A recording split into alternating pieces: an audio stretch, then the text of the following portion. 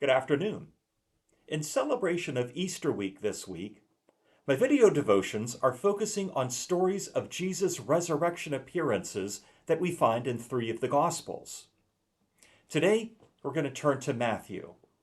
And Matthew records only one time that the disciples saw Jesus after his resurrection before he ascended into heaven.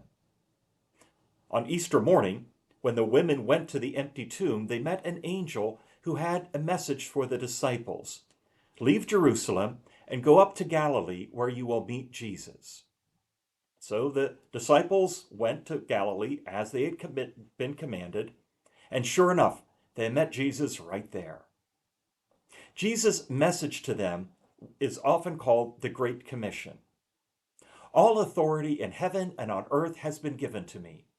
Therefore, go and make disciples of all nations, baptizing them in the name of the Father, and of the Son, and of the Holy Spirit, and teaching them to obey everything I have commanded you. And surely I am with you always, to the very end of the age. This message that Jesus gave to his disciples is the part of this story of his resurrection appearance that we typically focus on the most. And that's appropriate because the Great Commission is a very important message for us to keep in mind.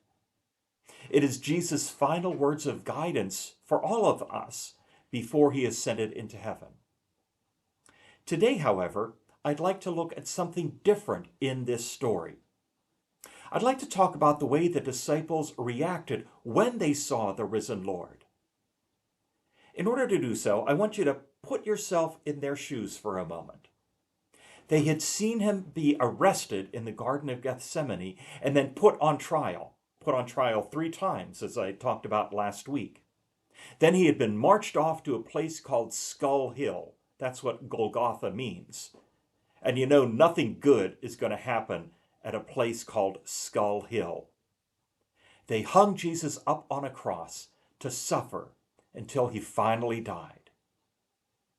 Not only was he dead, but he had been humiliated and tortured to death, and then had been laid in a tomb. 3 days later, the disciples get this report from the women who had gone to the tomb that the body was no longer there, and an angel had told them to go back up north, to go home to Galilee, to meet Jesus there. Now, what would you think? Would you even go to Galilee? It helps us to understand how they responded when they saw Jesus if we keep this in mind. Matthew tells us they worshiped him, but some doubted. In other words, some of the disciples saw Jesus and in seeing him believed in his resurrection, believed in his power over death, and that led them to worship him.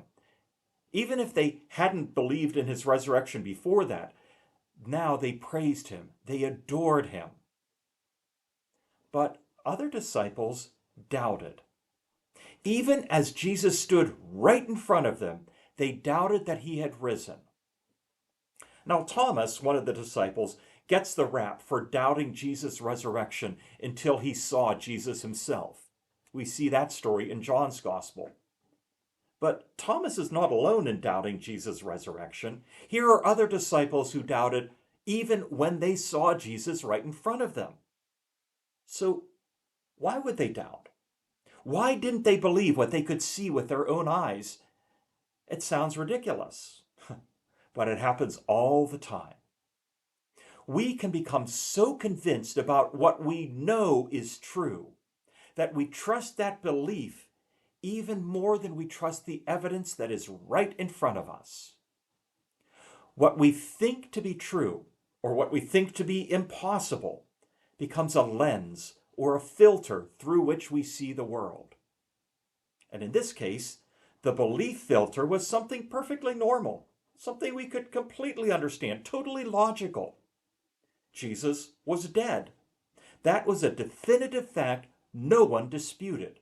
So if Jesus was dead and his dead body was down in Jerusalem, how could he be alive with them up north here in Galilee? That must not be true.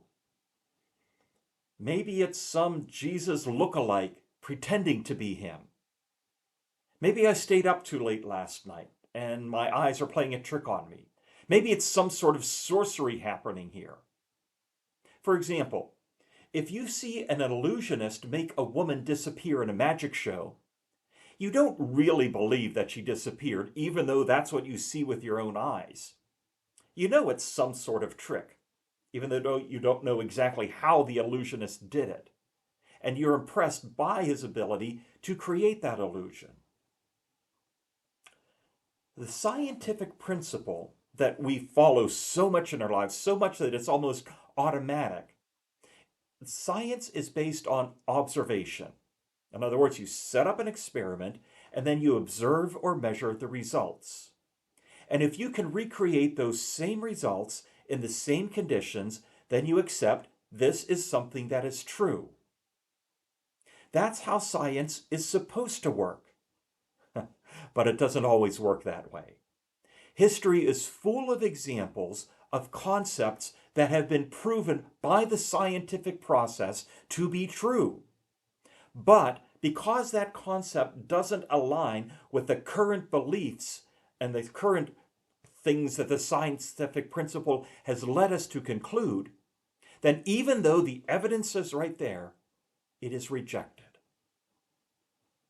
The God we worship is a God of surprises. He is a God who refuses to be limited by our expectations and by our past experiences. The resurrection is one example of this. It is the greatest, it is the most glorious example of all. But it's only one example of what God does. God is at work all around you today. And you probably accept or recognize the ways in which God is at work that match your expectations. For example, you look at a glorious sunset and you say, yeah, that's God at work, bringing beauty to creation. And that's true. But there are many other wonders that God is doing that you might not notice. You may even doubt it's real because you don't think it can be. That's my challenge for you today. Let God surprise you. Let him demolish the limitations of what you think can be real. Would you pray with me, please? Lord God, we worship you because you are so much greater than we are, greater than we could conceive. So spare us, Lord. Relieve us from our inability to recognize how you are at work beyond what we think is possible. Open our hearts, open our minds to receive the absolutely impossible that you are making possible. Amen. Thanks for joining me. We'll talk again later.